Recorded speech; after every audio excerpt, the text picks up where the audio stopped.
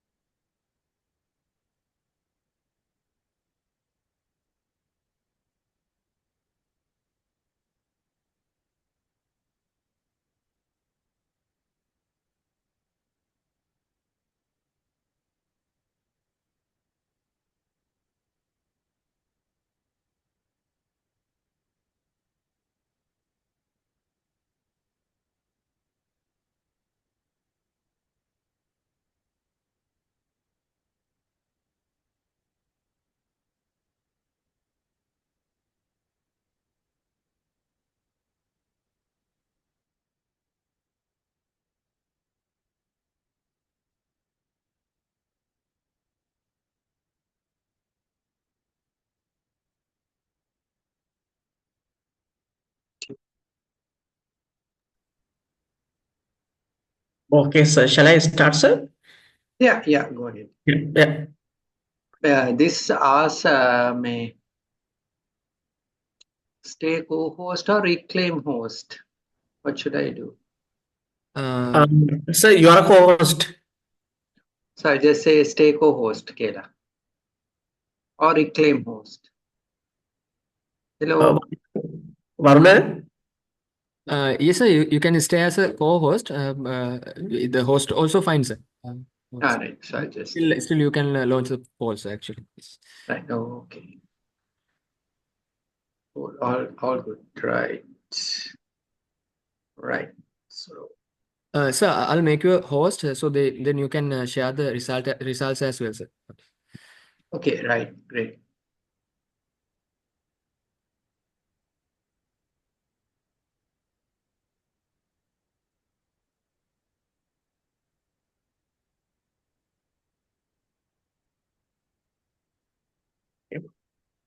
Good evening, everybody. Let me welcome you all to the first chapter of the Therapeutic Forum of Sri Lanka College of Internal Medicine for the year 2025.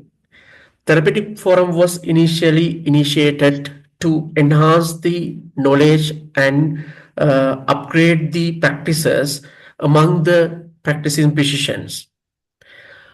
To the audience, of course, at the end of the lecture, we will be taking up the questions. In the meanwhile, you can forward the question to the chat box or to the Q&A box. Without a further ado, let me invite Dr. Krishnanda Jayasekara, President, Sri Lanka College of Internal Medicine, to address the gathering. Over to you, sir. Thank you very much, Ranga. As you very correctly said, Therapeutic Forum for Internists is a specialized platform designed to provide internists with the latest advancements in diagnosis and management of diseases which are challenging in their day-to-day clinical practice. Most of the topics that are going to be discussed in this forum are multidisciplinary diseases on multidisciplinary care involving many specialties, where internists play a pivotal role in the overall management. This forum, in fact, facilitates knowledge sharing, professional networking, and continuous medical education for physicians and trainees in internal medicine. The Therapeutic Forum is becoming extremely popular among the internists and trainees, and we are honored today to have Professor Thashi Chang, Professor in Neurology, Department of Medicine, University of Colombo, as a resource person for the first Therapeutic Forum for year 2025 under my presidency. So I would thank Professor Chang for accepting our invitation and would hand over to Dr. Ranga Gunasekara, the moderator, to introduce the speaker and proceed with the webinar.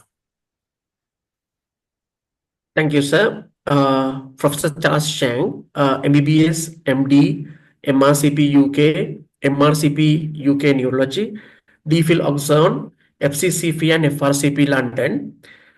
He's the senior professor in neurology at the Faculty of Medicine, University of Colombo, and honorary consultant neurologist in the professorial unit in medicine at the National Hospital of Sri Lanka. He graduated from the University of Colombo with first-class honors and was board certified as a specialist in neurology in 2005. He is a Commonwealth scholar and obtained his DPhil in clinical neurology from University of Oxford, United Kingdom. He was the president of the Association of Sri Lankan Neurologists from 2019 to 2020. I thank Professor Thashi Chang for accepting our invitation to enhance the knowledge on Parkinson's disease to us. Over to you, sir. Good evening, everybody. Can you hear me? Yes, we can hear you, sir. Right, brilliant, right. Okay, at the outset, let me thank the President and the Council of the Sri Lanka College of Internal Medicine for inviting me to give this talk. And it is an honor for me to give the first talk for the year 2025 in the Therapeutic Forum. So let us start with the management of Parkinson's disease. I'm going to give you some practical strategies in the management.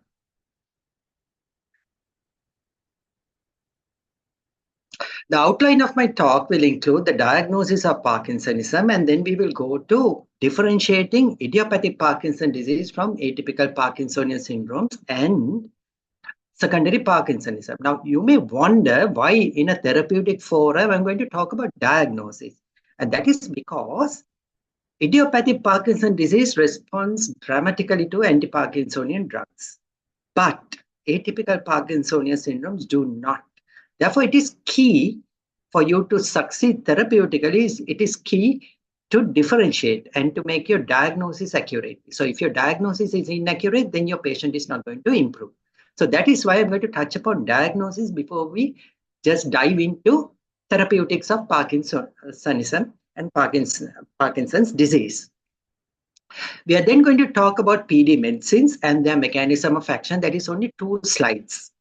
And then I'm going to talk to you about the principles of treatment in Parkinson's disease. Again, only 2 slides. And then we come to the most interesting part of this lecture, which is going to be on clinical scenarios in the management of Parkinson's disease. Now, why is it the most interesting part of this lecture? Because it's going to be an interactive session. Interactive because it's going to be in multiple choice questions. So you can self-appraise yourself and see whether you know already what I'm going to tell you, or you're going to learn something new. So that will be the last part, and that is where we will end this lecture.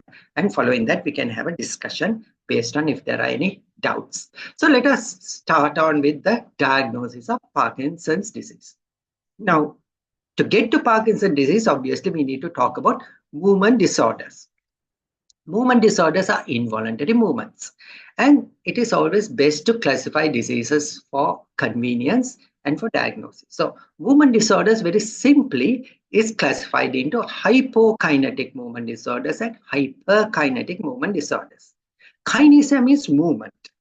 Hypo means reduced movement. So very simple. Movement disorders can be either reduced movements or increased movements. So if you take the hypokinetic syndromes, they include Parkinson's disease. They include the atypical Parkinsonian disorders like progressive supranuclear palsy, multiple system atrophy, corticobasal syndrome, Lewy body disease, and secondary Parkinsonism. So there are only 3 disorders that I want to talk to you about in hypokinetic syndromes. The hyperkinetic syndromes or increased movements include tremor, chorea, pallism, dystonia, tics, and myoclonus. Today's lecture, we are not going to talk about hyperkinetic disorders, but we are going to focus on hypokinetic disorders, and of them, Parkinson's disease.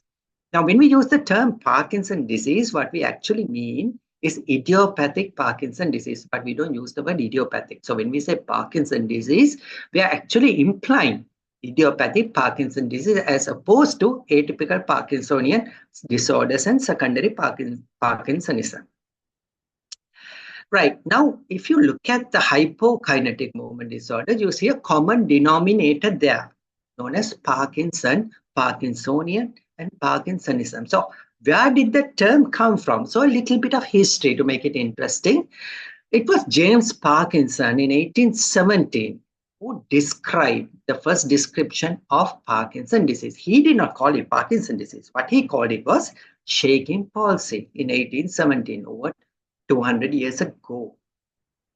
He called it paralysis agitans. Several decades later, John Martin Charcot made a much more complete description of Parkinson disease, but gave the credit to James Parkinson's first description. So it was Charcot who named it as Parkinson disease, and all the disorders that had as features of Parkinsonism was given that term. So that is where the term Parkinson's come from. So that is a little bit of history. Now let's get on to our main topic, the diagnosis of Parkinson. It's very simple. I will make it simple for you. The diagnosis of Parkinson, there are only 2 steps. Step 1 is to diagnose Parkinsonism. Once you have diagnosed Parkinsonism, you go on to step 2, where you differentiate the different Parkinsonian syndromes. Now I have named 3 for you: Parkinson disease, atypical Parkinsonian syndromes, and secondary Parkinsonism. So let's get on to step 1, the diagnosis of Parkinsonism. It is entirely clinical. We don't use investigations. And it is an art. How do we diagnose Parkinson? It is an art. So if you remember ART, art, A is for bradykinesia, R is for rigidity, and T is for tremor. Now we use A because we want to make it a mnemonic. So that is why we call it art. But A means absent. Kinesia means movement. So you don't have absent movement in Parkinsonism. So we don't call it akinesia. The true thing is bradykinesia or reduced movement, right? And rigidity and tremor. Now, but if we put it as the mnemonic, then it will be Brit. But we don't want Brit, we want art. So we call it akinesia. Does anyone know what bradykinesia is? Can someone tell me what is the definition of bradykinesia? Anyone?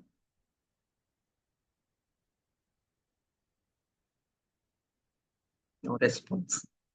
Okay, so bradykinesia is not slowness of movement. That is the first thing. What is bradykinesia? Bradykinesia is the definition is a progressive decay in repetitive motor movements. So if you can see my hand, if I ask a patient to do that, they start off very fast, but then they become slow. So it's a progressive, they start off fast, then it becomes lower amplitude and lower speed. So speed and amplitude becomes less. So that is a progressive decay in repetitive motor movement. So that is the definition of bradykinesia. Slowness of movement you will see in hypothyroidism, not in Parkinson's disease. Parkinsonism, it is a progressive decay in repetitive motor movement. That is what is the definition of bradykinesia. Now, why am I describing bradykinesia so much is because it is the core feature of Parkinsonism. Without bradykinesia, you cannot diagnose Parkinsonism. So what then is Parkinsonism?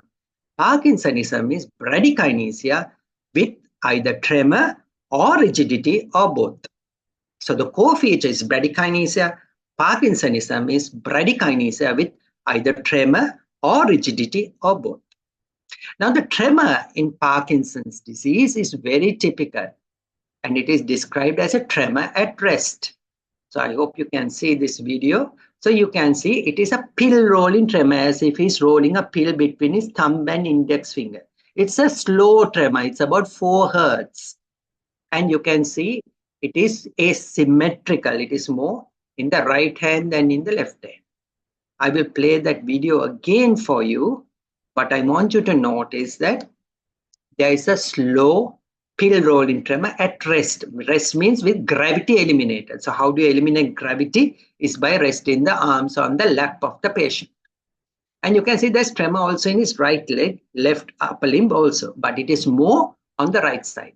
And it is a pill rolling tremor. So that is very characteristic, and you cannot miss that diagnosis. It's almost a spot diagnosis for a Parkinsonian tremor.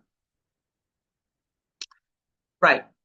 So once you have diagnosed Parkinsonism, now you already know, now we learned Parkinsonism is bradykinesia with either tremor or rigidity or both. Once you have done that, then you're going to differentiate that whether is it Parkinson disease, is it atypical Parkinsonian disorder, or secondary Parkinsonism. So let us first look at Parkinson disease. Why are we looking at Parkinson disease? It is by far the most common. That is number one. Number two is that because today's lecture is on Parkinson disease. Right? So let's look at Parkinson disease. It is a disease of the older patient. Usually in the 5th and 6th decade of life, males are more affected than females. But we do see Parkinson in younger people. And we call that early onset Parkinson disease. Less than the age of 50, we call it early onset Parkinson disease or EOPD. The majority are sporadic. About 10% have a known gene mutation. Now, all these three syndromes, Parkinson disease, atypical Parkinsonian syndromes, and secondary Parkinsonism will have Parkinsonism. So what makes Parkinson disease stand out? How do we recognize idiopathic Parkinson disease? It is Parkinsonism with a unilateral onset. It starts on one side. Then in patients, it will spread to the other side and become bilateral. But although it becomes bilateral, it remains more on the side it started. So there is persistent asymmetry. The third feature is that in Parkinson disease, the pathology is there are Lewy bodies in the dopaminergic neurons, and there is destruction of the dopaminergic neuron. There is progressive, it's a neurodegenerative disorder. There's a loss of dopaminergic neurons over a period of time. So when there's a loss of dopaminergic neurons, there is a deficiency of dopamine. And when you replace dopamine, you get excellent, a dramatic response. And it is sustained. Even however advanced Parkinson disease, patients will always respond to levodopa replacement, right? So these are the three typical features of idiopathic Parkinson disease, or what we usually call Parkinson disease. There's a unilateral onset. It will start on one side. In some patients, it remains on one side, but usually it spreads to the other side and it becomes bilateral. But still, it remains asymmetrical, more on the side that it started. And there's an excellent and sustained response to levodopa. This is different to atypical Parkinsonian syndrome because they do not respond to levodopa, and even if they respond, it is only for a short period, right? Then there are certain exclusion criteria which I will talk to you about for us to say this is idiopathic Parkinson disease. There are certain red flags and exclusion criteria which I will discuss in detail. But let's look at, for the moment, what are the other features of Parkinson's disease? Facial hypomimia or mask face. Now, do you know who the most, one of the best athletes of the 20th century, the legendary Muhammad Ali? He was one of the most expressive persons if you look at his videos. And then over a period of time, he developed Parkinson's disease, and you will notice that his face becomes, it's like a mask face. There's facial hypomimia. So when a patient walks into your clinic and you notice that the patient is not blinking at the rate he should blink, then you must suspect Parkinson's disease. Now, because the muscles are in rigidity, right, and the flexor muscles of the trunk is stronger than the extensor muscles. So there is a stoop posture, or what we call a simian posture. Simian means like a primate, like a gorilla. So there is a stoop posture. So you will see patients walking in a stoop posture. So there's facial hypomimia where patients are expressionless. Don't think that the patient is angry when they walk into the clinic to you, right? And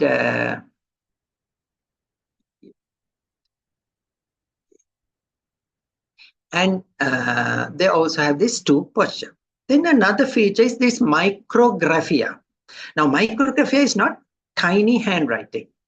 Lots of people have tiny handwriting, but that's not micrographia.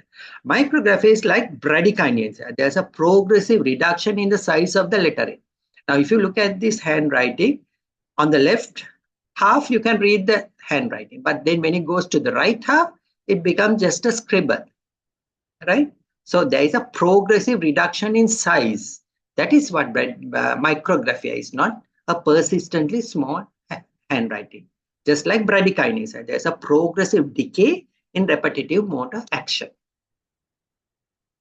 Right now, the Parkinson disease gait is very, very typical. Now, the first thing about a Parkinson disease gait, it is narrow-based as opposed to broad-based. The patient, now, if you take a normal gait, if you notice how you walk, you will notice that your medial malleoli, the distance between your two medial malleoli is less than 3 inches. That is the normal. In Parkinson disease, that is what it is. It is never wide-based, it is narrow-based. Now watch this video. These are the typical features of Parkinson's disease. Now watch this gentleman. So he is walking. Now when he's asked to turn, now if I ask you to turn, you in one rotatory movement, you will turn. But this gentleman has to take several steps. So, and his whole body has to turn. So that is called turning en bloc. Turning en bloc. So see how many steps. He's now stuck to the floor. That is the other feature, magnetic gait. So he's stuck to the floor, then he takes off. Notice that it's narrow base. There is no, it's not wide base. His feet are not far apart. The distance between the two medial malleoli are less than 3 inches. Now he's asked to walk, but he's stuck to the floor. This is called ignition failure. Cannot start, or also known as magnetic gait, as if his feet are like a magnet held onto the floor. Then when he takes off, he first has short steps, then it becomes progressive. The stride becomes longer. So that is called a Festinen gait. So remember, Parkinson disease gait is narrow-based. They turn en bloc. They have a Festinen gait. They start with short stride length, then it becomes progressive longer. Sometimes they break into a run and go and hit the wall, all right, without control. And they also have another feature in the gait, that is, they have a reduced arm swing, as you would see in this video. Can you see that his left arm doesn't swing at all? So when a patient walks through your clinic door, I will play that video again for you. That is a reduced arm swing. Okay. Now, this reduced arm swing also, you know, gunslingers have that. When they hold their gun on one side, they will have what is called a gunslinger gait. So it's called a gunslinger gait. So this is just a fun video I want to share with you. Владимир Владимирович Путин.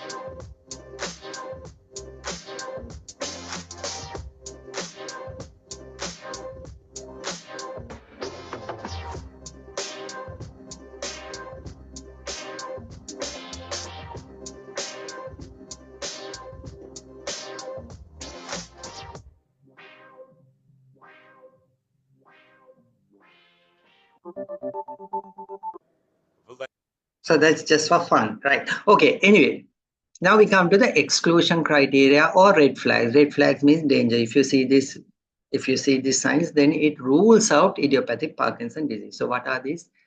Red flags are exclusion criteria. One is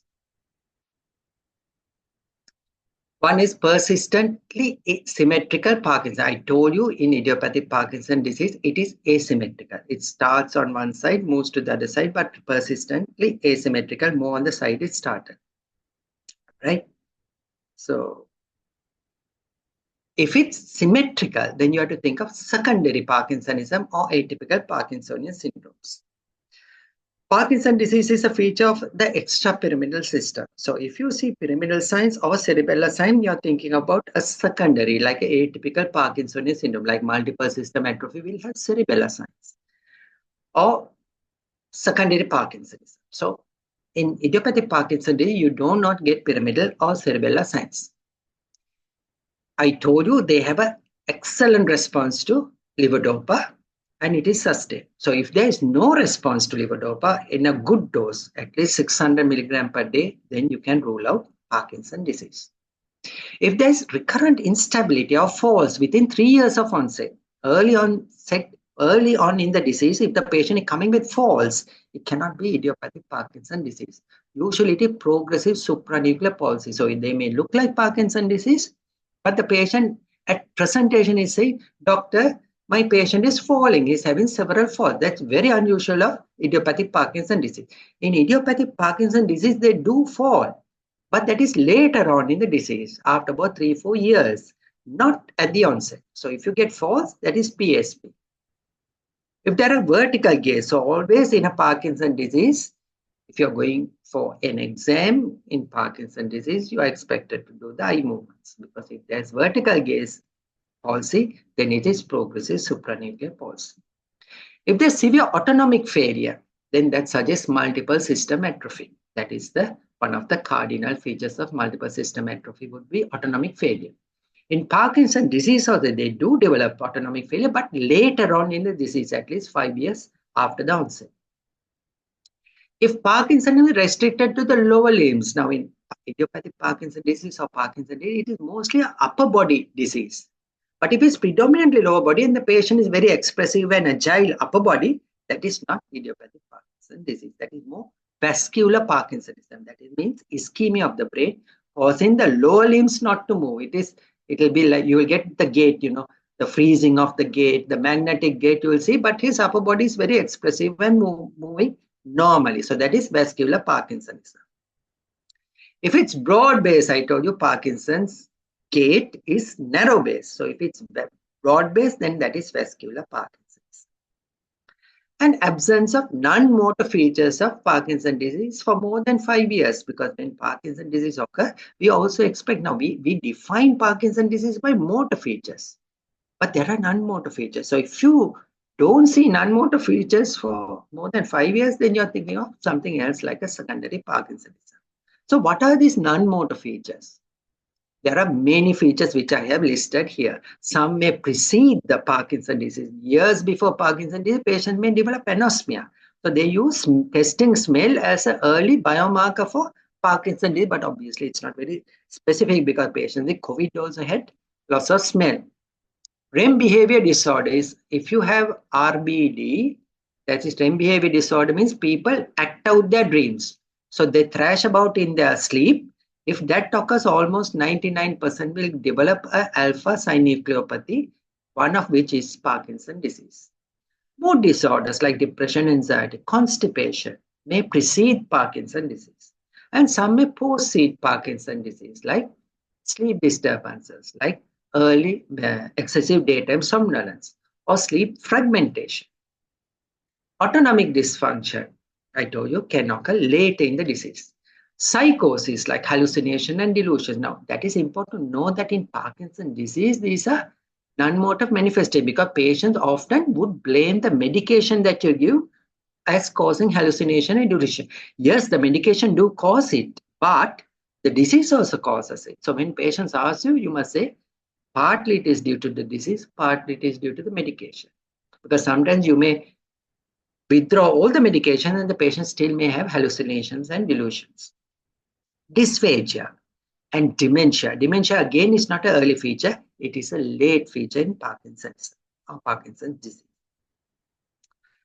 Right, now we move on to the third component. So we have done the first thing. First step was Parkinsonism, then differentiating Parkinson's disease. I talked to you about the atypical Parkinsonian disorder. Of that, I talked to you about Parkinson's disease. Now we go on to atypical Parkinsonian disorders. Of that, I'm going to talk to you only of PSP and MSA, because they are by far the more common ones than the other types. Right, so let's start with the PSP and the MSA. So atypical Parkinsonian disorders, if you have Parkinsonism plus means Parkinsonism with autonomic dysfunction or cerebellar signs or both, then that is multiple system atrophy. Sometimes patients, elderly patients coming with just ataxia, always think of the possibility of MS, right? That is one of the causes of cerebellar ataxia in an elderly patient. If Parkinsonism comes with early postural instability, that means the patient presents with falls or vertical gaze palsy, then you're talking about progressive supranuclear palsy. So these are the two common atypical Parkinsonian disorders that I want to tell you. I have made it very simple so that it's easy to remember. MSA means autonomic dysfunction and cerebellar signs. PSP means vertical gaze palsy and falls. Okay, there are many more features, but I have given you the cardinal features. And also there's a poor or non-sustained response to levodopa. Poor means you give levodopa, it doesn't work at all, or it works for a short period and then it is non-sustained. That is called a honeymoon period. For a short period, it's good. After that, it's gone. Why is that? Because the pathology is different. In multiple system atrophy, it's an alpha synucleinopathy that affects the oligodendrocytes. Whereas in Parkinson disease, it is Lewy bodies affecting the neuronal cells, the dopaminergic neuronal cells. So pathology is different. In progressive supranuclear palsy, it's a tauopathy. It has nothing to do with alpha-synuclein or Lewy bodies. So it's different. So these conditions are different pathologically. So they obviously do not respond to the same medications. Now a little bit more about multiple system atrophy. You already know there are cerebellar signs, there are autonomic features. So autonomic feature can be bladder and erectile dysfunction. You must ask the patient. And that may precede the orthostatic hypotension. So instead of, just as much as you're checking the blood pressure supine and seated, you must also ask about erectile dysfunction. Now, one very important thing I want to tell you is nocturnal laryngeal stridor, because that kills in MSA. If you don't ask, the patient doesn't say, or the family doesn't tell you, because they think it is just loud snoring. It is not loud snoring, it's the larynx collapsing in the night. And the patient is having actually a laryngeal stridor. It's a risk, it causes sudden death. And that sudden death can be prevented by providing the patient with NIV at night. Okay, so that is a preventable death. Another clinical feature of multiple system atrophy is the head drop, enterocollis. So Parkinson's with head drop, patient will come like that in a wheelchair. You will realize that it is MSA. And on the MRI, there is this typical feature in the pons, which is called the hot cross bun sign. Can you see a hot cross bun there? That is in the pons. So if you look at the MRI and see a hot cross bun, that is very typical of multiple system atrophy. Now, in PSP, I told you, the hallmark feature is this vertical gaze palsy, or what we call supranuclear ophthalmoparesis. And the patient often present, the most frequent initial feature is instability and falls. Now watch this video. In this video, you can see the patient's eye movements. Now you can see he's moving his eyes too. He's able to. Now he's looking up, hardly, and now looking down, hardly any movement. So there is a vertical gaze palsy. Right? So that is the typical feature of progressive supranuclear palsy. And on the MRI, what you see is a hummingbird sign because of the midbrain atrophy. Can you see the bird there? That's the head of the bird, that's the beak, and that's the body of the bird. So that is the hummingbird sign in progressive supranuclear palsy. So that's a little bit of atypical Parkinsonian disorders. And just one slide on secondary Parkinsonism. Right. So secondary Parkinsonism, by far the most common cause of secondary Parkinsonism are doctors. It's iatrogenic. It's caused by medication. So please look at the medication list. And the commonest culprit are neuroleptics. So our psychiatry colleagues are the biggest culprits because neuroleptics will cause secondary Parkinsonism. Certain antiemetics like metoclopramide, calcium channel blockers like flunarizine will cause Parkinsonism. Then if patients have ischemia, infarcts in the region of the basal ganglia, you will develop Parkinsonism. This is one thing I want you to remember is metabolic causes. Wilson's disease, please don't forget that. That is so important, because if you miss that diagnosis, that is criminal, because early diagnosis means it's completely reversible. Any patient coming below the age of 45 years with any movement disorders, and particularly Parkinsonism, always consider Wilson's disease. Look for a KF to the ceruloplasmin level, absolutely essential.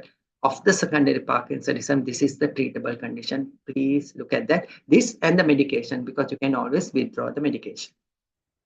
CNS infections like encephalitis that affects the basal ganglia, like Japanese encephalitis, will present with Parkinsonism. Then you have this structural brain lesions like normal pressure hydrocephalus, chronic subdural hemorrhage, or tumors in the region of the basal ganglia will present with Parkinsonism. So there are secondary causes of Parkinsonism. Right, so that is all that I want to tell you about diagnosis, so that now you should be conversant with the diagnosis to be confident to diagnose idiopathic Parkinson disease, differentiated from the atypical Parkinsonian syndromes like progressive supranuclear palsy and multiple system atrophy. So once you have diagnosed idiopathic Parkinson disease, the next thing is obviously to treat. So now we are going to talk about Parkinson disease medicines and their mechanism of action. Only 2 slides. Right, so this is a little cartoon. You see 2 nerve terminals here. This is the presynaptic nerve and this is the postsynaptic nerve, and you have the dopamine receptors here. So how is dopamine produced? The precursor is levodopa. From levodopa, you get dopamine. And the dopamine is released into the synaptic cleft where it binds dopamine receptors. Some of the dopamine is there is read uptake, and there's degradation of the dopamine in the presynaptic neuron by the enzyme known as monoamine oxidase B. And in the synaptic cleft, it is by the enzyme catechol-O-methyltransferase that degrades the dopamine. So as we have learned in Parkinson's disease, there's a dopamine deficiency because there is a neurodegeneration and loss of dopaminergic neurons. So our objective is to increase the concentration of dopamine at this synaptic cleft or increase its action. So what are the strategies available to us? One is obviously to replace the levodopa. Now the levodopa is broken down in the periphery before it crosses the blood-brain barrier, so it's usually combined with a dopa decarboxylase inhibitor, because that is the enzyme that breaks down the levodopa. So the examples are co-chiral dopa, co-benyl dopa. So that is one strategy. Other strategy is to use dopamine agonists like pramipexole, ropinirole, rotigotine, which will act on the dopamine receptors. So those are the ones that will basically increase the dopamine concentration by facilitating the amount of dopamine. The third strategy is to inhibit the degrading enzymes, either using monoamine oxidase B inhibitors like salicylic, rasagiline, sulfonamide, or catechol-O-methyltransferase inhibitors like entacapone and tolcapone. We also use an antiviral drug called amantadine, which is no one really knows the mechanism, but they believe that it increases the release of dopamine at the synaptic cleft. We also, in this part of the world, we use anticholinergic drugs like benzexol to balance the dopamine, benzexol, acetylcholine balance in the brain. So again, just to summarize the medications that are available to us. So now it is not just knowing the medication, but now you know the mechanism of action. Dopamine replacement is with co-chiral dopa or co-benyl dopa. Co-chiral dopa is levodopa with carbidopa. Also, the trade name is enametoxin dopa. Co-benyl dopa is levodopa and benzerazide, which is madopa. Then we have dopamine agonists like ropinirole, pramipexole, rotigotine. We have monoamine oxidase B inhibitors like salicylic, rasagiline, sulfonamide. We have catechol-O-methyltransferase inhibitors like entacapone. And then we have anticholinergic drug like benzexol, known as Artane, the trade name, and antiviral agent amantadine. So those are basically our armamentarium to treat Parkinson's disease. Right, so we are coming to the last bit of the lecture, principles of treatment of Parkinson. This is very important to know the principles. Once we learn the principle, we have to apply it to the clinical scenarios, which I will be testing you on with the multiple choice questions. Right, there are only 2 slides of the principles of treatment. This is the most important part of the lecture. That will give you all you need to know about treating Parkinson's disease. The first principle is treatment is only symptomatic. To date, there are no disease-modifying therapy for Parkinson's disease. Right? So whether you treat now or you delay treatment, it doesn't change the trajectory of the disease. Levodopa remains the most effective symptomatic treatment. So I gave you a whole list of all the medications that we use, but levodopa, which was the first agent, is still the most effective symptomatic treatment. Whatever you do, 50% of patients or more will develop motor fluctuation. That is wearing off. That means you give the medication. Usually, initially it may last 6 hours, then it becomes 4 hours, then it becomes 3 hours. The effect of it will shorten with time. That is the wearing. Dyskinesia is after medication, patients start developing all these coriform movements. That usually up to about 50% will develop it 5 years of the disease duration. And the most important thing is that that has nothing to do with whether you start levodopa or not. There were some elegant studies that were done there and published in the journal Brain, where they compared patients in African country with patients in France. The patient in France got levodopa early. Patients in Africa did not get levodopa because it was not available. But whether they got levodopa or not, they both developed the motor fluctuation at the same time point from the onset of the disease. So because previously it was believed that if you delay levodopa, the motor fluctuations can be delayed. That is no longer true. So if you want symptomatic benefit, don't keep the patient without medication. That is not good because the patient's quality of life is poor without medicines. So give him the best quality of life because it's not going to change the trajectory. Do what is required for the patient, give the medication. Non-motor manifestations obviously does not go through the dopamine pathway. They have dopamine independent pathways. Like if patient have constipation, you have to give laxative. The patient has depression, you have to give SSRI. The patient has sleep problems, you give clonazepam. So each one has to be treated for its own merits. You must understand what is dopamine mediated and the things that are not dopamine mediated. Now, we not only have to treat the motor symptoms of Parkinson, we also have to treat the non-motor features. Now, how do we start treatment? We can either levodopa or a dopamine agonist can be used initially for patients who require symptomatic therapy. So, either one is all right. Generally, in younger patients, we start with a dopamine agonist. And in older patients, we start with levodopa.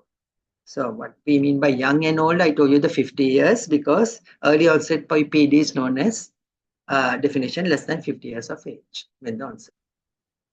Always start low dose. I often see patients started with high dose and the patient becomes very intolerant to the medication and then they will never take the medicine again.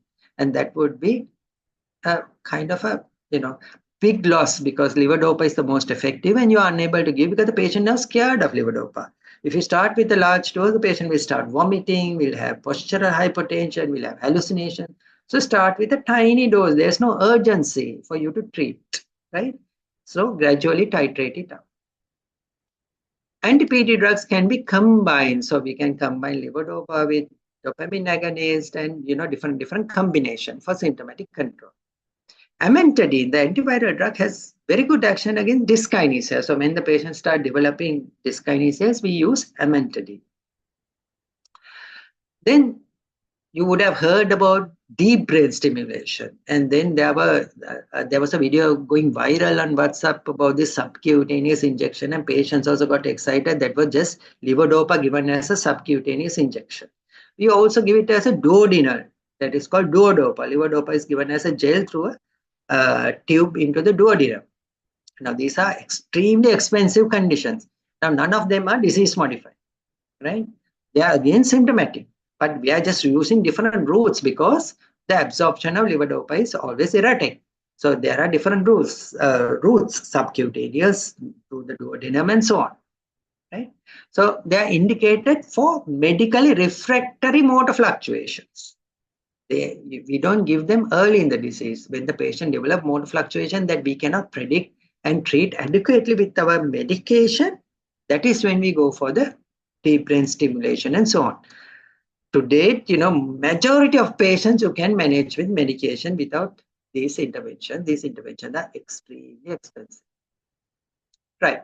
So now we come to the most interesting part of the lecture, that is the clinical scenarios. That is the one that will give you a lot of information on how to manage. So obviously I can't cover all the clinical scenarios, but I'm going to cover the ones that are going to be very useful to you. So it is going to be interactive.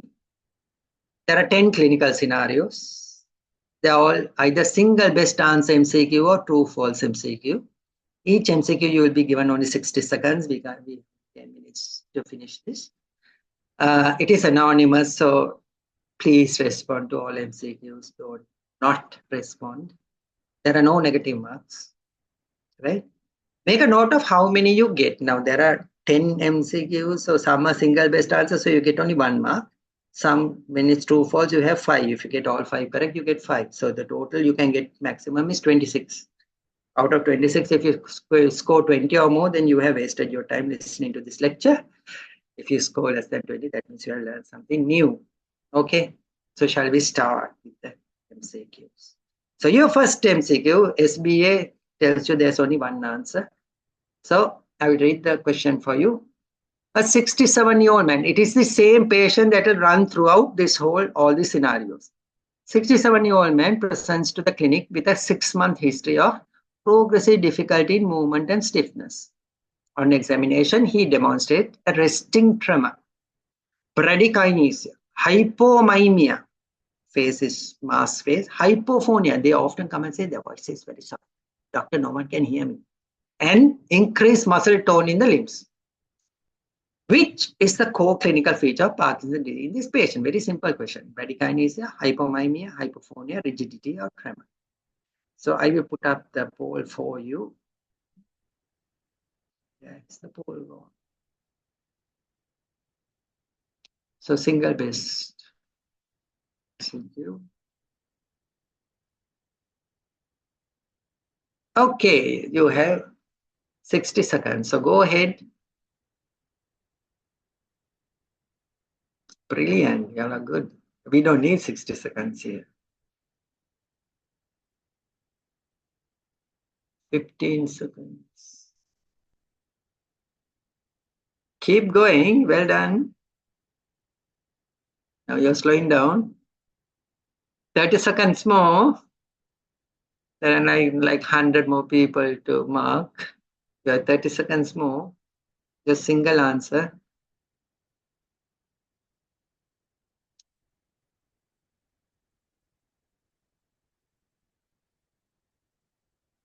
"15 seconds more.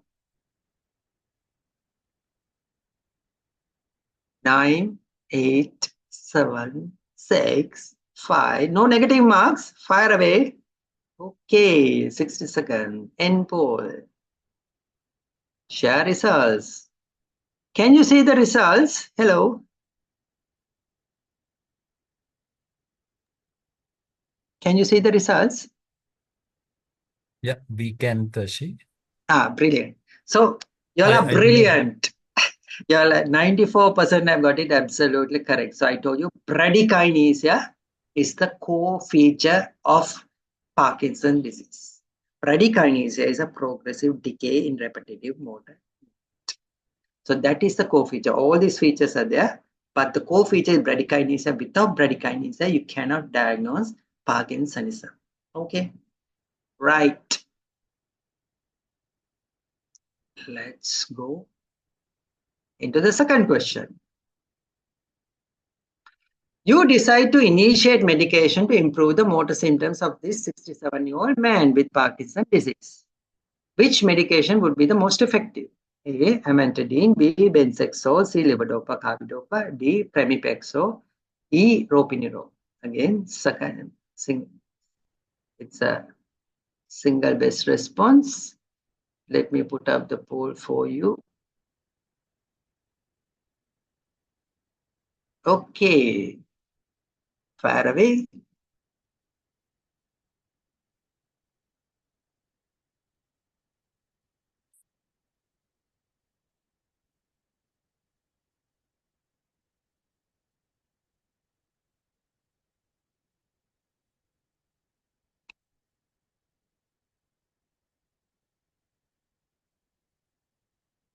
You have 30 seconds more.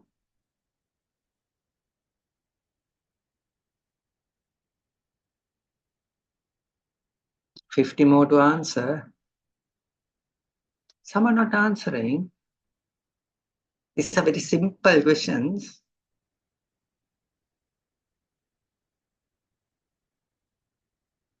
$10 seconds more. 9, 8, 7, 6, 5, 4, 3, 2, 1. Yeah.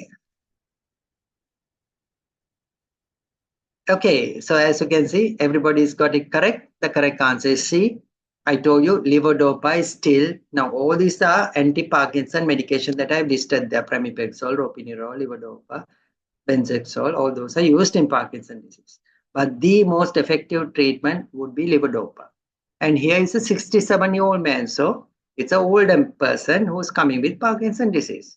So your first choice should be levodopa, carbidopa combination. Okay. Okay. Question number 3. This is a true false. Okay. 1 month later, the patient reports that he is better, but the tremor remains troublesome. On examination, you notice that yes, what he's saying is true. Bradykinesis and rigidity is less, but the tremor is persistent. Patient saying, Doctor, me aata. So which strategies would you use to reduce his tremor? A, add benzoxole. B, add clonazepam. C, increase the dose of levodopa. D, add propranolol. E, add salicylic. So let me get the poll up for you now. This is a true false poll.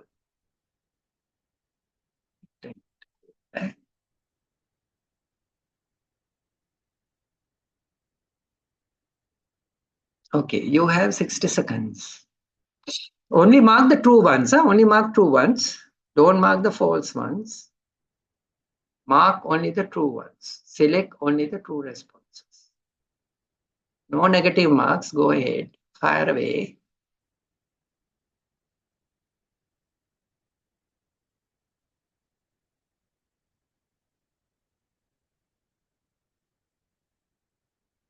You have 30 seconds more.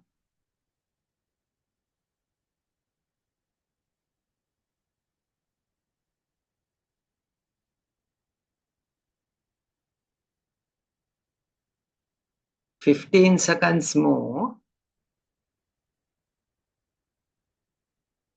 Come on, there are like 50 more to mark. 8 seconds, 6, 5 seconds, 3, 2, 1. Okay. Now this is interesting. Right, so yes, so now the main problem is tremor.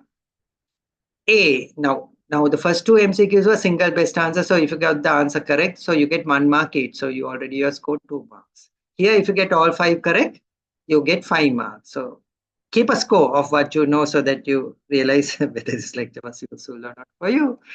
Benzoxole, yes, it's very effective in reducing tremor. So A is true, correct. B, clonazepam, again, very useful in reducing tremor. Now, you must realize when you are using medication in therapeutics, always you must consider the adverse effects. When you are using benzoxole, you must consider the possibility in older patients, it will cause hallucinations. It may cause confusion. So look out for those and warn the patient about dry mouth. When you give benzoxole, they get dry mouth and constipation.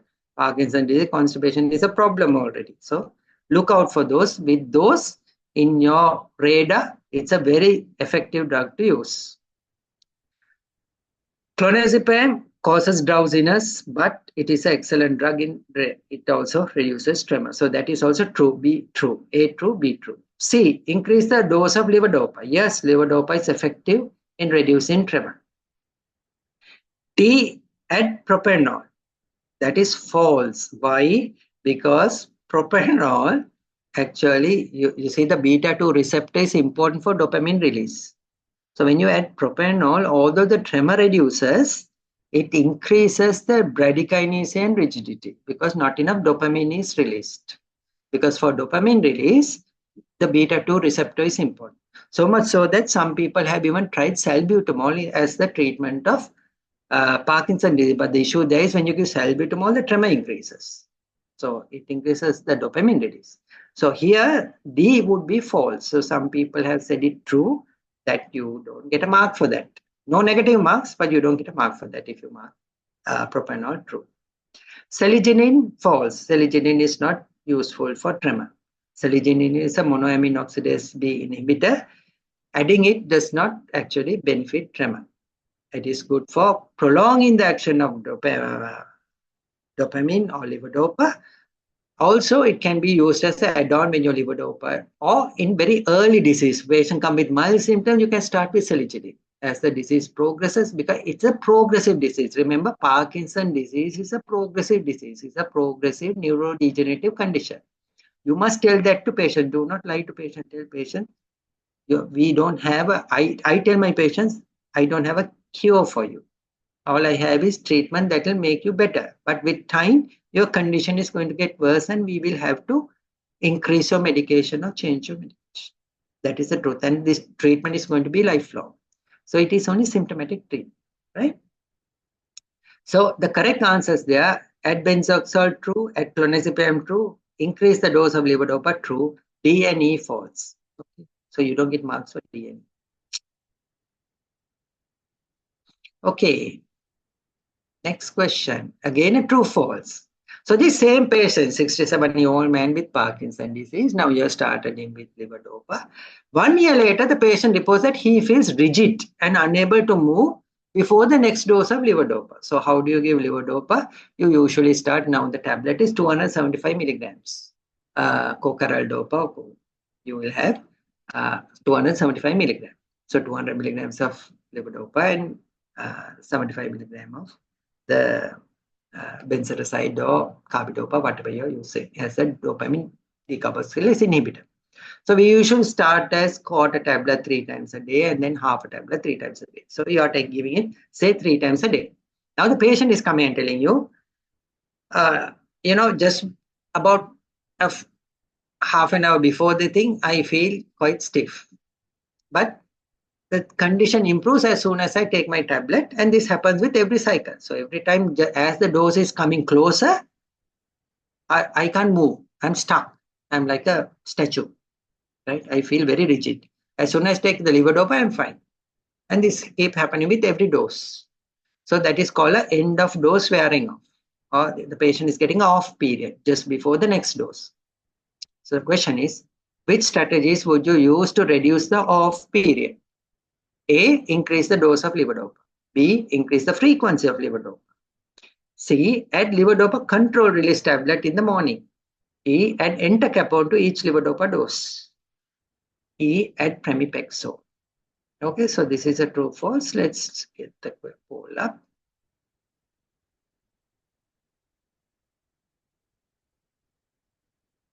You have 60 seconds. Only mark the true ones, not the false ones.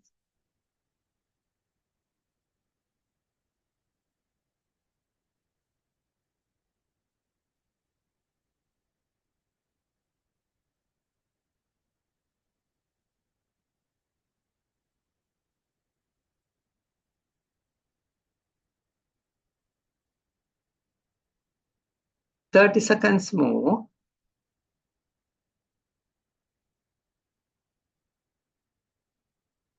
Keep going. And the 100 to mark. 100 persons to mark. 15 seconds more.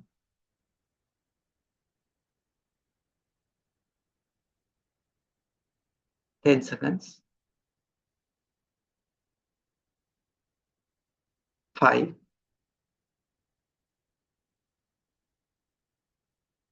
Okay. Share results. Right. So now this is a end of dose wearing off. So now, although 3 times a day initially was okay, 1 year later, now the patient is saying, doctor, before the next dose, I am all stiff and rigid, I can't move. That is a off period. So what do? Increasing the dose is not going to help, because the problem is the drug, now medication is not acting long enough. So A is false. So people who answered it as true, that is not correct. Increase the frequency of levodopa. Obviously, yes, that works because now you are giving 3 times a day. What you do is you give 4 times a day. So instead of giving now very important, when you are giving 4 times a day, don't write 6 hourly. When you write 6 hourly, the pharmacist is going to write 6 hourly. Don't even write QDS. When you write QDS, write the time. Write QDS and the time. Right? Because the pharmacist is going to write 12 in the midnight. Now, why in the world would you need levodopa at 12 in the midnight? So the poor fellow is woken up and given the levodopa. Crazy. So what you say is you take it from the time, say if you want to give 4 doses during your moving hours. So say person wakes up at 6 o'clock, you give at 6 o'clock, 10 o'clock, 2 o'clock, 6 o'clock. And then he sleeps at 10 o'clock. So write the time 6 a.m., 10 a.m., 2 p.m., 6 p.m. Or if he's getting up at 7 o'clock again, every 4 hours from the time you start the first dose. Otherwise, people again have to wake up at 6. So if they start at 8, next one is at 12, next one 4, next one at 8, right? So that is how you do increase the frequency of levodopa.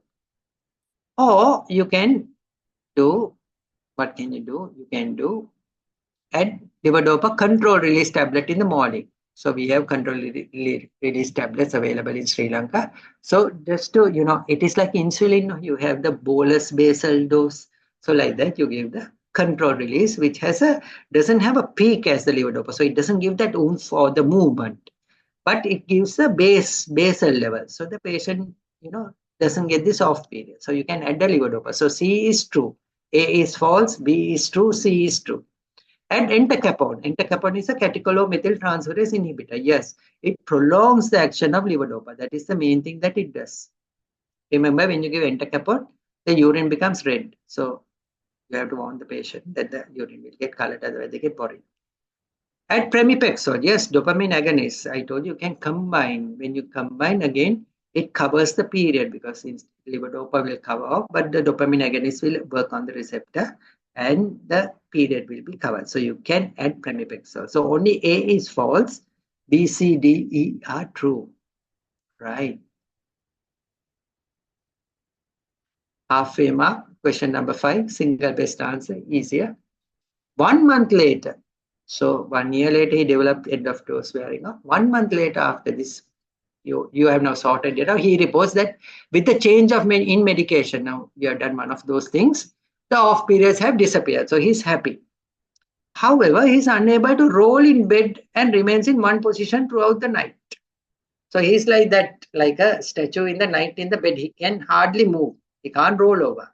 And then when he wakes up in the morning, his whole body is aching because the muscles are rigid, right? So that's a common presentation in Parkinson's disease where patients come and say, my body aches, muscle aches. Sometimes they go and get treatment as for radiculopathies, which they don't have. And the question is, what would be the best strategy to resolve this? That means the problem in his night to roll in the bed. Single best answer. A, add clonazepam at night. B, add levodopa control release at bedtime. C, add an additional dose of levodopa at midnight. D, add amantadine. And D, add baclofen at night. So let me get the poll for you.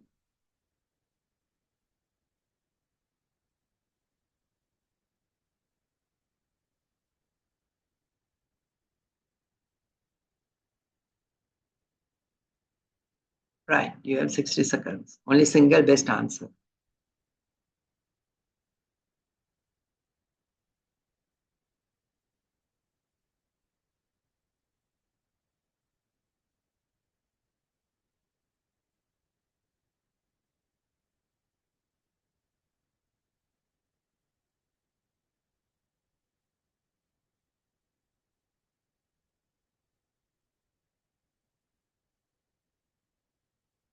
Thirty seconds more.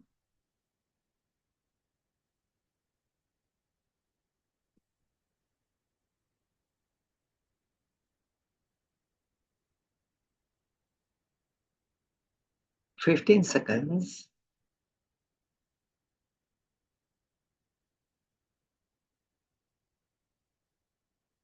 5.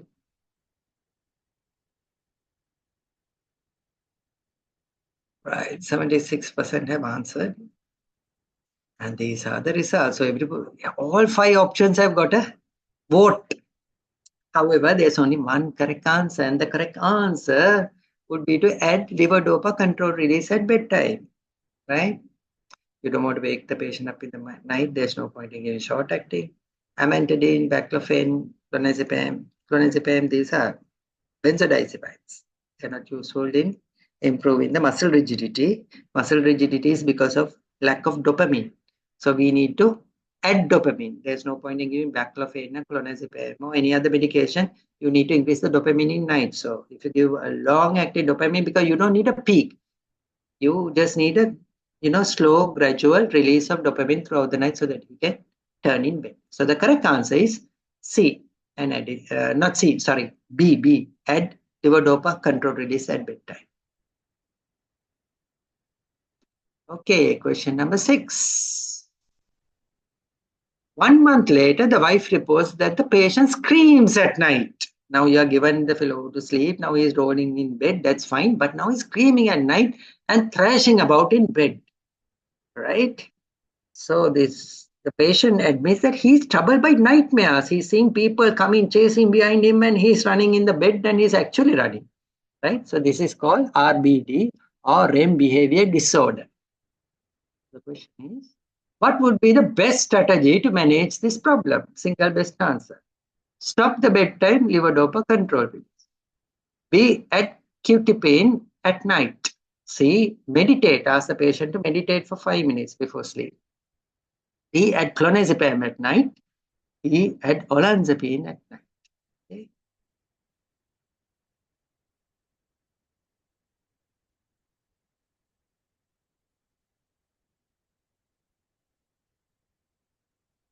Okay, you have 60 seconds.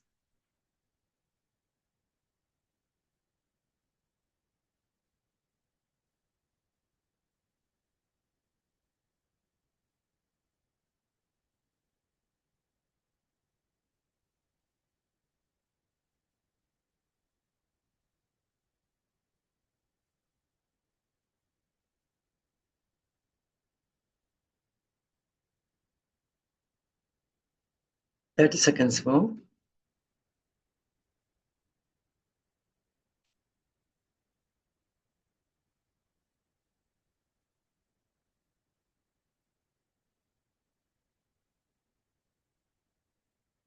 15 seconds.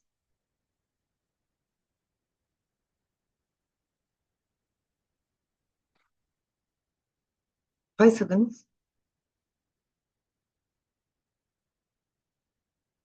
Okay. Right. Every answer has got a vote, but the majority have voted for clonazepam, and you're absolutely correct. The correct answer is clonazepam. Why clonazepam? Remember, clonazepam is very effective for RBD. So if a patient develops REM behavior disorder, this is what is described in this MCQ, right? REM behavior disorder is where the patient acts out his dream. When he acts out his dream, so he's seeing people coming chasing him, he's running. Sometimes he punches, the bed partner gets punched, kicked, assaulted, right? So it can be very dangerous. So the treatment you give is clonazepam. If you stop the bedtime levodopa, then again he's going to be stiff and he cannot turn in bed, right? So the other medications are not as effective, and olanzapine might make the Parkinsonism worse. So clonazepam is the correct answer, D. Right. Last 4 questions. Question number 7. Now, 3 months later, the wife reports that the patient has a low mood and has expressed hopelessness despite the PD being under control. Now, you added the clonazepam, you are given him bedtime levodopa. Things are good, but the patient is feeling hopeless. What strategy would you use to address this problem? A, increase the dose of levodopa. B, increase the frequency of levodopa. C, add amantadine. D, add ropinirole. E, add sertraline. So again, a single best answer.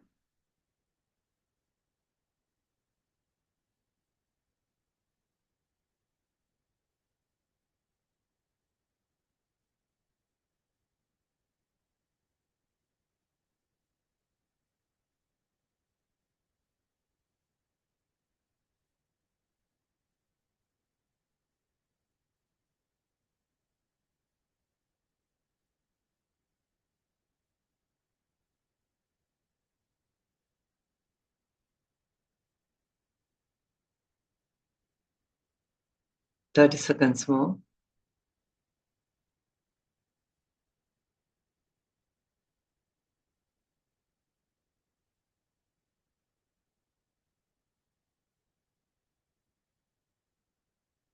Fifteen seconds.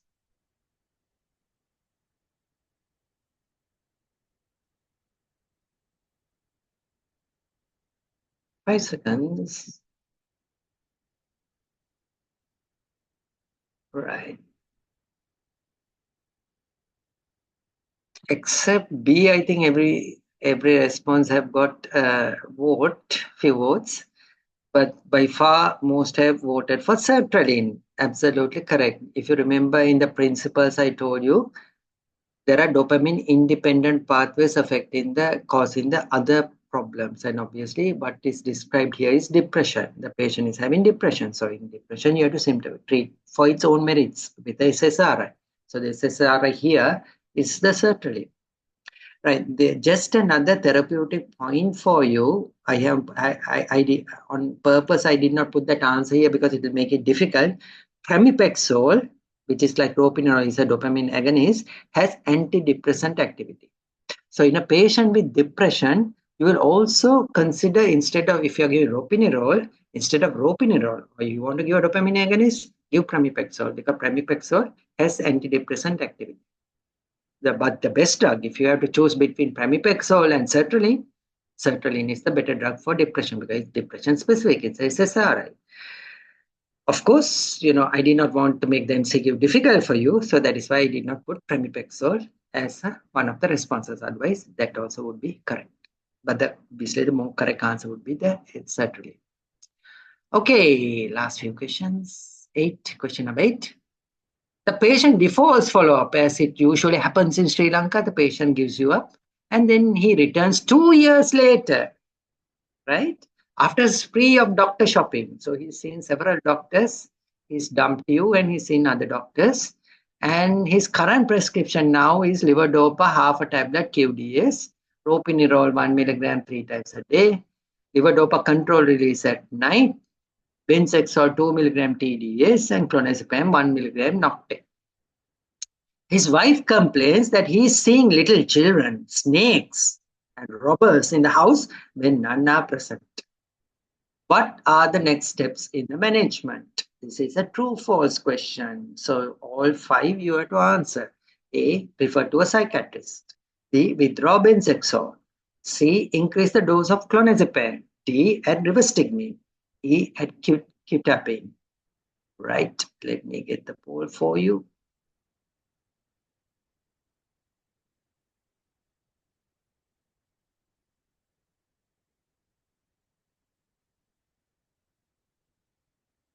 There's 60 seconds. Mark only the true ones.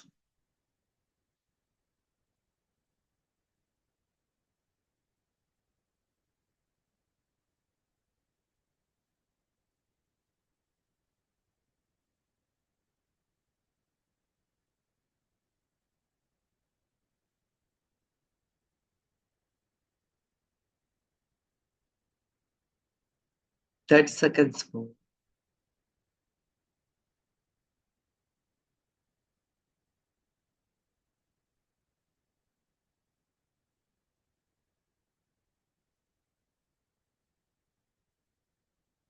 Fifteen seconds.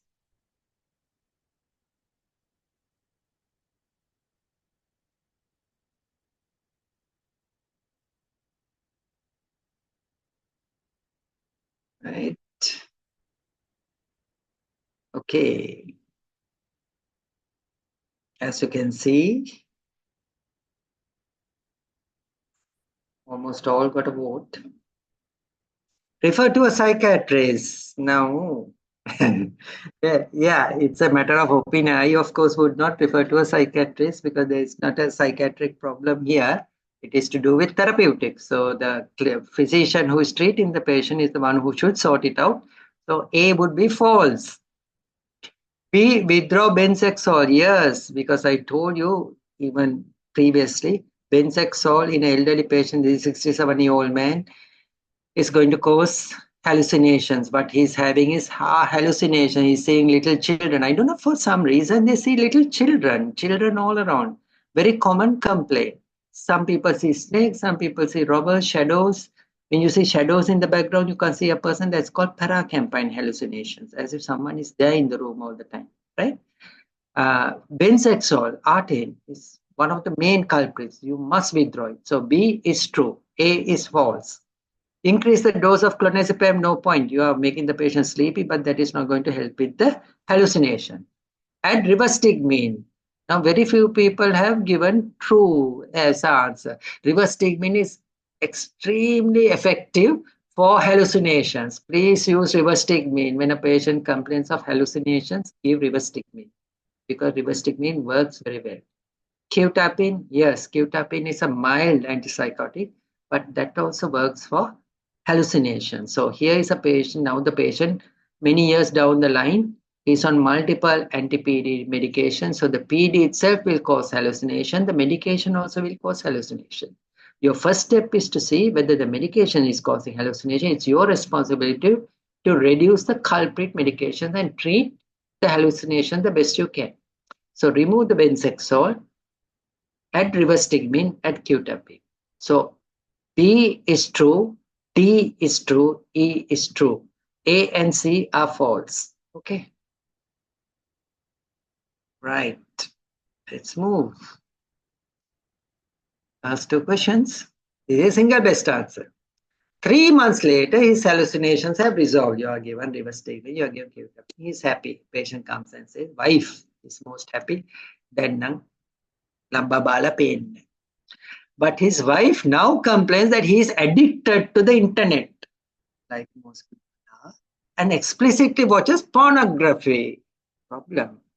Now he's, the servants also watching with him. Everybody in the house is watching the pornography because he's putting it all around and watching pornography. What would you do? A, add risperidone. B, refer him to a psychiatrist. C, tail of levodopa. D, tail of ropinirole. E, add safinamide. Okay, let's get the poll.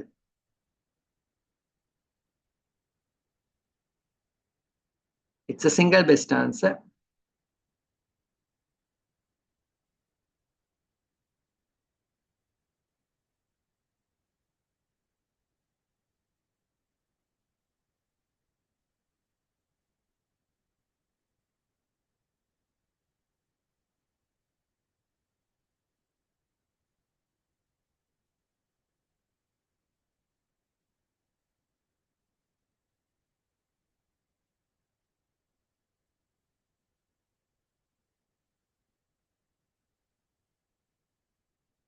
"30 seconds.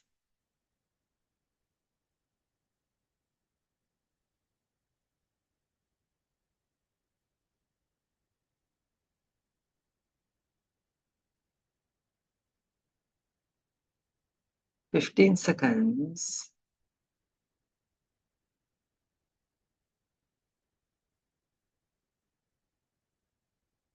"5 seconds. Okay.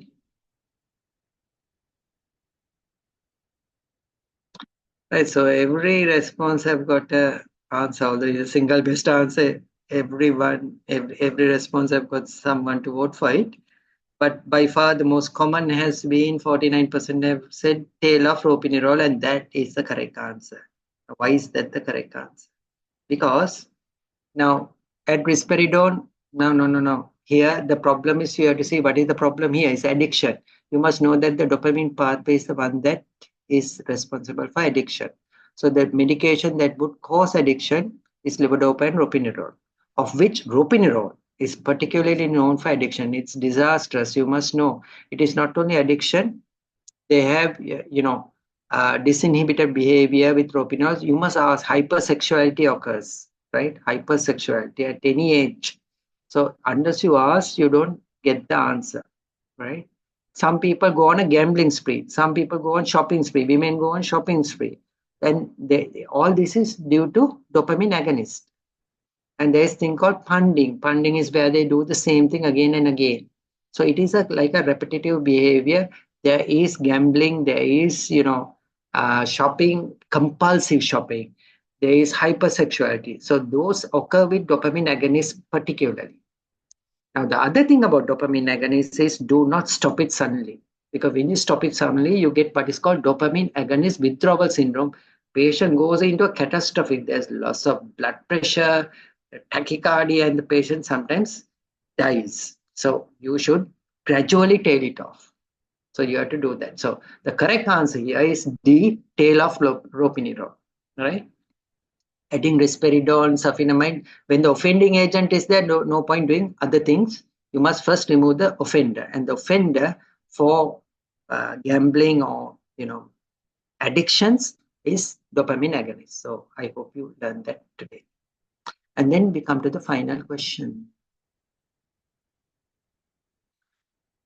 Final question. 6 months later, his wife complains that after each levodopa dose, his arms and legs thrash around for about half hour. He's doing that after the dose.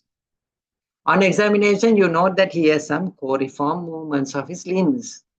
What strategies are likely to help him? This is a true-false question, so all 5 you have to answer.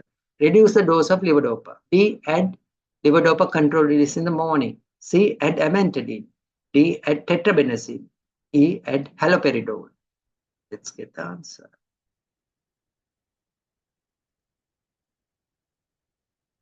This is a true-false.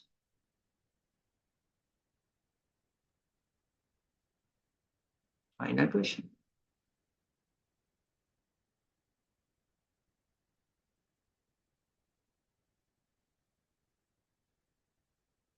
Mark only the true ones.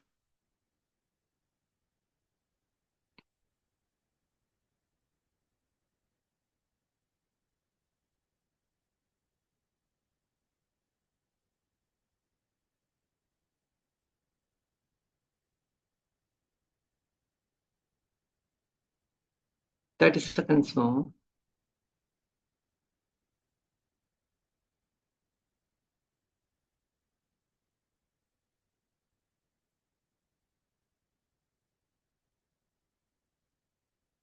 "15 seconds.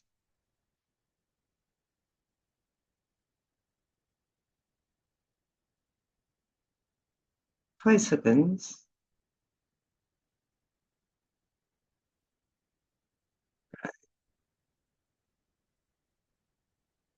Right. So, okay. So what the patient has developed are dyskinesias. So in this dyskinesia, I told you before, the most effective treatment would be to treat with amantadine. So C is true. Reduce the dose of levodopa because the levodopa is causing the dyskinesia. So you will have to reduce the dose of levodopa. Adding levodopa control release in the morning is going to make the dyskinesias worse because the dopamine level is going to continue. So levodopa short acting is better than control release. So B is false. A is true. B is false. C is true. Amantadine. Tetrabenazine has no action here because tetrabenazine does not actually help. It will make the Parkinson worse. So here we are trying to treat Parkinson disease. One of the adverse effects of tetrabenazine is Parkinson's. Haloperidol, same problem. It will make the Parkinsonism worse. So you have to hit a balance. Now, so a little word about dyskinesias is that, so now here the correct answers would be A is correct, B is false, C is correct. D and E are false. Right. So the little thing about dyskinesia is that the patient is not actually worried about the dyskinesia. It is the family and the other people who are saying, but the patient doesn't mind that unless it is extreme and he gets exhausted. But for the patient, it is much worse to be rigid and he can't move. That is much worse than being a little coriform. Right? So that is something in the management that is required. So I'm just going to finish there. I just want to show you one slide. This is a very interesting slide on why you get these motor fluctuations. Why you get is, remember that levodopa has a half-life of only 90 minutes. So when you give levodopa, each blue arrow here is the levodopa. So in 90 minutes, that is the half-life. But initially in pink is your you have enough. There is a reserve of dopaminergic neurons. So these dopaminergic neurons are producing endogenous dopamine. So that is the buffer. So when there's a buffer, you don't get this fluctuation. But with time, there's neurodegeneration. Lots of the nerves reduce dopamine buffer. So then you get a peak and then you get a trough. So when you get a trough, when there's no dopamine here, there's nothing to buffer, then you get the wearing off. So just before the next dose, you're going to get rigid. And then you get a peak dose dyskinesia because there is no buffer to buffer the whole thing and the receptors are hypersensitive. And then when this starts, fluctuating up and down, there are going to be receptor changes. When those receptor changes occur, they are unpredictable. In advanced Parkinson, they are unpredictable. So they say on-off phenomena. You cannot predict when it occurs. Sometimes with the medication they are on, without the medication they are on. So at that point, that is when you need the deep brain stimulation and so on and so forth, right? But that is in very advanced Parkinson's disease.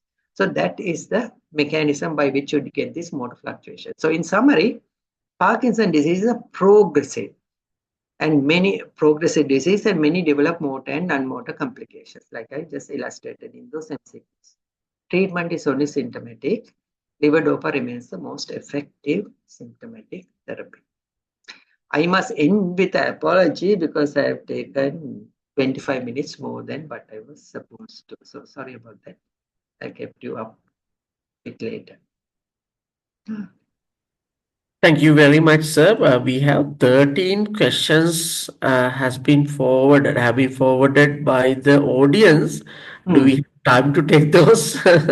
I can answer as long as the audience is not sleepy. Okay, sir. Okay, Yeah. the first one is by, I think, Dr. Namal Karunaratna. Is there any importance of vitamin B12 in Parkinson's? Not that I'm aware of vitamin B12, unless the patient is a vegetarian and has B12 deficiency. I do not know. What are the good and bad prognostic factors of Parkinson's? Yeah, now that's an interesting question because now we see Parkinson's with very different trajectories. We see some Parkinson patient who progress very rapidly, and I have Parkinson patients where I see them like every 6 months and hardly any progression. Those are determined actually by their genetic makeup, and actually now currently we are doing genetic studies. We are doing a program called the Global Parkinson Genetic Program, where we are also collecting patients and sending to Germany. We are looking at the genes. So if you have Parkinson patients, do refer, and then we will free of charge we do the genetics, but we don't give the patient that is for a study. Now at the moment we have sent over 200 patients from Sri Lanka. More than 60 countries in the world are collaborating, trying to look at the genetic makeup. So the answer to your question is, it is the genetics that determine the trajectory. Whether it's good or bad, I think it's the genes. Is 5-to-1 criteria superior than usual? Usual does. What is 5-to-1 criteria? I don't know. Either do I 5-to-1 criteria superior than usual? I do not know. Sorry, I don't know that. Can we add amantadine to levodopa when dyskinesia is prominent? Yes, of course. That is something you must do. What you can do is two things. One is add the amantadine and see whether the dyskinesias get better. If they don't, then reduce the dose of levodopa. Better to give a smaller dose more frequently, because it's the peak that causes the dyskinesia. So if you are giving like a full tablet, make it like a 3/4 or a half a tablet, and with the amantadine. If the patient does not respond to dopamine agonist, can we directly go into DBS without trying levodopa? Why would you want to do that? Because I mean, it's a choice. In overseas, of course, people may choose to do deep brain stimulation, but it is an intervention. It is costly. It will cost at least, now, if you talk in terms of rupees, more than 3 to 6 million, in that range, 3 to 6 million rupees. And then you have to calibrate it. You have to, there are a lot of follow-up things. So if you can take the levodopa, I think that would be more convenient than if you want to do. But of course, choice is yours. Patients experience nausea and postural symptoms when taking levodopa on an empty stomach. Is inadvisable to ask them to stick to having with a meal. All right. Now, it is like this. When we start levodopa, we tell them to have it after meals Yes. to reduce the nausea and vomiting. But as the disease progresses and it gets worse, then you see the food interferes with dopamine levodopa absorption. So then we ask them to take it on an empty stomach before the meals. By that time, the body is used to, so the nausea and vomiting is less. You can combine with domperidone, but the issue with domperidone is there is a boxed warning that you should not give it more than 2 weeks, that it might cause cardiac arrhythmias. But that is very, very rare. If you look at the literature, it's rare in patients who essentially want it. You can do that. But depending on the patient, again, if the patient is not too nauseous, I think an empty stomach is very much better because the absorption is better. What's the basis for starting dopamine agonist for the age less than 50 and levodopa for older people? It is like this now. I told you the trajectory of the disease, the patient develop motor complications, whatever you do, at the point the patient will develop it. And if he's destined to develop it in 5 years, he will develop in 6 years, he will develop. Now, the thing with dopamine agonist in a younger patient is that it is less effective than levodopa. And some believe that it causes less dyskinesias. The point at which it develops may be the same, but it is less. That is what they feel. So in a younger person, because they have a longer life in front of them, one would first start with the dopamine agonist. But if it's not effective, the patient's quality of life is not there, I would think, what I do is I give them levodopa. Because most important is the quality of life for them to be moving, doing their normal job, not to lose their job. If they're doing sport, to do their sport and so on. Otherwise, there is no real hard and fast rule saying that less than 50 you should give dopamine agonist. The usual practice, and this is an older practice, until these studies came and said, it doesn't make a difference whether you give the levodopa or not. They will at whatever point they are supposed destined to develop their motor fluctuation, they will develop. What's the difference between bradykinesia and fatigability? Fatigability is a completely different thing. That is with repetitive movements, you feel tired and you can't move. Here, there is rigidity. The movement, it is not the loss of movement. It is so tight that they can't move. So that is, and you can see it now in a patient who does that. You can see the movement goes like that. Not that it like in myasthenia gravis where they can't move. Here they can move, but it is so rigid that it becomes more and more difficult. What's the pathophysiology of having asymmetrical rigidity in Parkinson tremor? That's a good question. I don't think anyone knows the answer to that, because in Parkinson, you get the pathology all over the brain, the liver bodies. It is believed that the liver bodies actually starts in the gut and go through the mesenteric plexus, the vagus nerve, then the brainstem, and then the cortex of the brain. And it passes all over the brain. But why this disease is asymmetrical, why it starts in unilaterally, no one really knows the answer to that. Can Parkinson's drug cause orofacial dyskinesia? Yes, it can. Yes. Can. So, don't tetrabenazine improve levodopa-induce peak dose dyskinesias? Tetrabenazine, no, because we don't combine tetrabenazine with Parkinson, because tetrabenazine is a VMAT2 inhibitor, that is vesicular monoamine transporter 2 inhibitor. So what it does is it does not allow dopamine release. So here you are trying to help the patient with the Parkinson disease, and then if you stop the dopamine being released, then you are going to have very big problems in improving his Parkinson. So it is like a pendulum. On one hand, you're making the Parkinson worse. On the other hand, you're trying to treat the dyskinesia. But the dyskinesia, you have other modalities to treat. One is amantadine. One is to reduce the dose of the Parkinson rather than give a drug that will make the Parkinson worse. Postural instability occur in both PD and PSP. What is the cutoff value we take for early onset postural instability? Postural instability means falls, not postural hypotension. Don't get that wrong. Yeah. Postural instability falls. Falls occur in early PS. If it occurs early, it is PSP. Falls in Parkinson disease occurs about 3 years after the onset of the disease. You don't get falls at the early. Parkinson patients don't fall early in the disease. It is when the Parkinson disease is advanced that they start falling, because they lose their writing reflexes. Writing means when we fall, we break the fall. They can't break the fall. They fall like trees. When they fall like a tree. But that is 3, 4, 5 years after the onset of Parkinson disease. But in PSP, the presentation is false. Patient is having several falls. When you see the patient is Parkinson, but the patient is having falls. If the patient is having falls, when I say postural instability, that is false, not blood pressure drop. One of the non-motor symptoms is Parkinson's shoulder. Can we treat with dopamine agonist? Sorry, what is that? Parkinson's shoulder. Parkinson's shoulder. Sorry, I don't know what that is.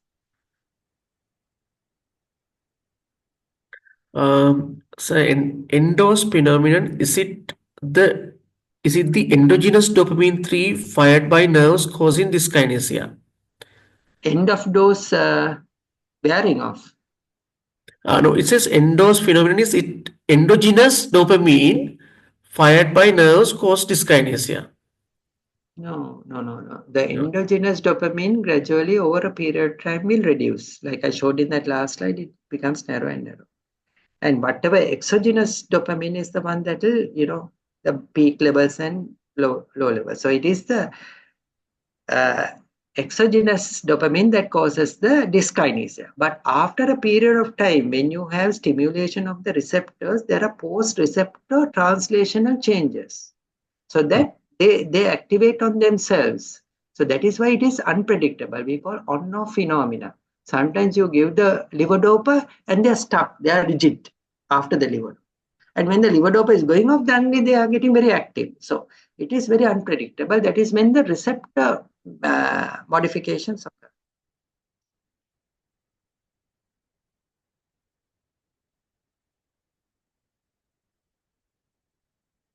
Any other questions?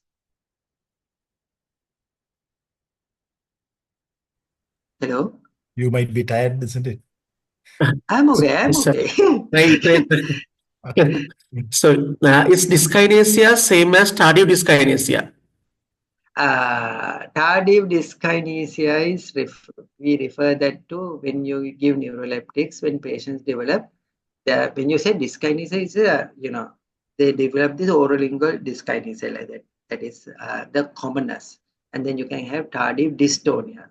With medication, you can basically get any form of tardive means late. You give it and it develops. When you give neuroleptics, you can get any form of movement disorder from tics, myoclonus, tremors, dystonias, and dyskinesias, orolingual dyskinesia. Most common is the orolingual dyskinesia with neuroleptics. Now, the dyskinesia that we see in Parkinson is different to tardive dyskinesia. That is not what we talk, but they are phenomenologically similar because you get the patient having those movements, and that is related to the dopamine stimulation. So we have to reduce dose again and treat with amantadine.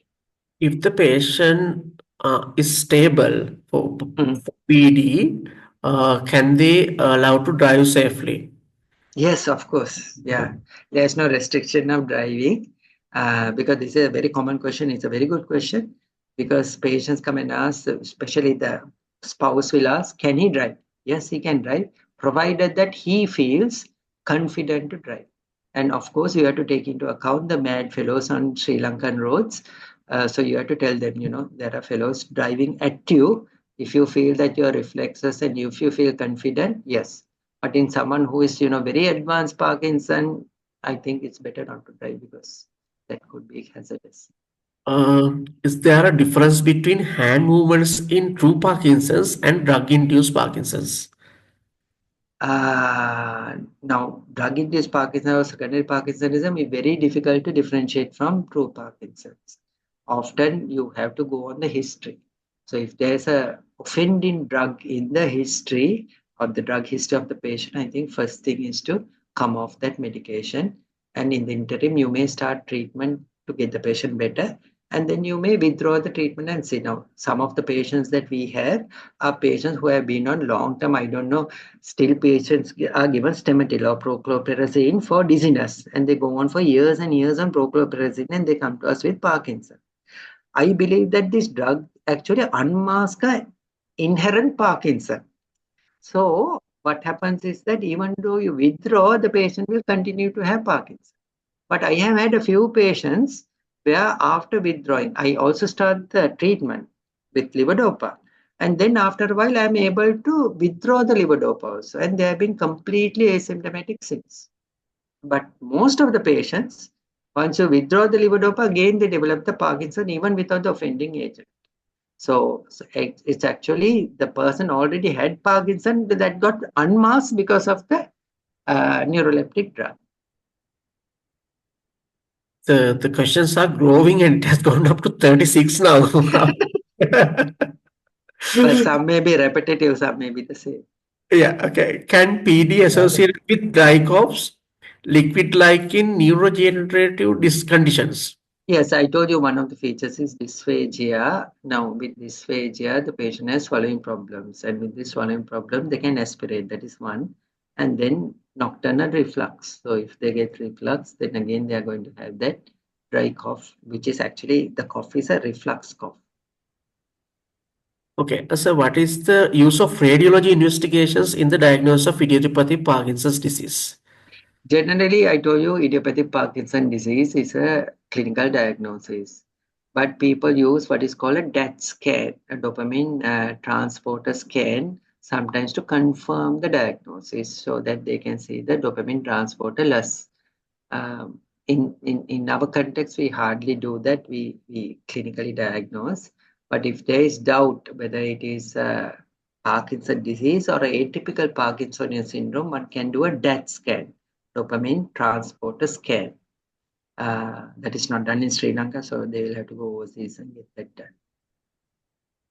Okay, so now is cycling beneficial in PD? Yes. Now that is something I did not touch on. Is exercise.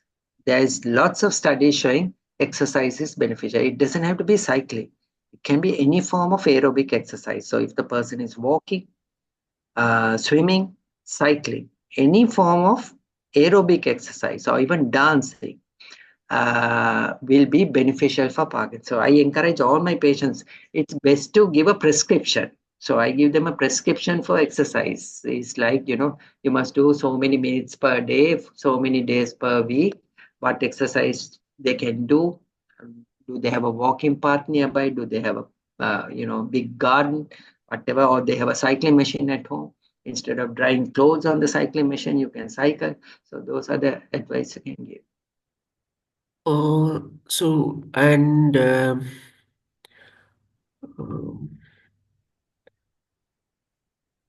Okay, so I think we have answered the other questions. So in the absence of any more questions, I think we have had nearly 350 participants for today's lecture, and that shows how enthusiastic the audience were actually.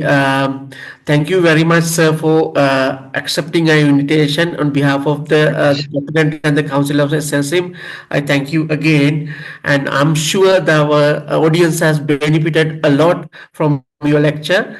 Thank you very much, and good night, sir. Thank you for having me. Thanks a lot. Good night. Good night. Good night.